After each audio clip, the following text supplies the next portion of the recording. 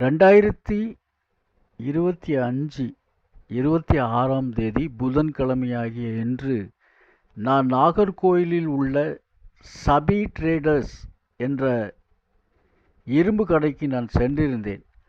அங்கே ஒருவர் பொருட்கள் வாங்குவதற்காக வந்திருந்தார்.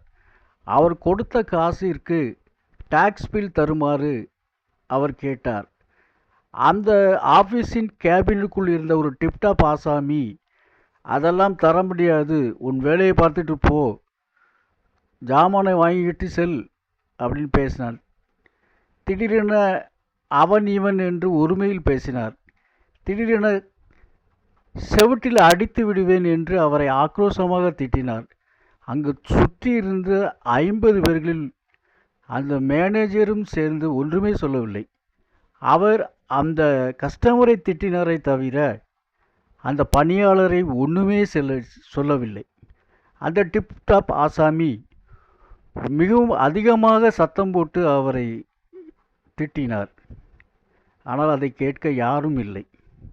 இப்படி சூழ்நிலையில் யார் தனிமையாக சென்று இந்த பொருட்களை வாங்க முடியும் என்பது கேள்விக்குறியாக இருக்கிறது.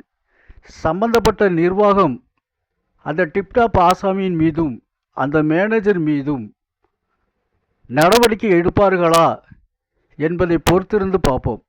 சம்பந்தப்பட்ட அந்த காட்சிகளை நாளை நான் என் சேனலில் வெளியிடுகிறேன். நன்றி, வணக்கம்.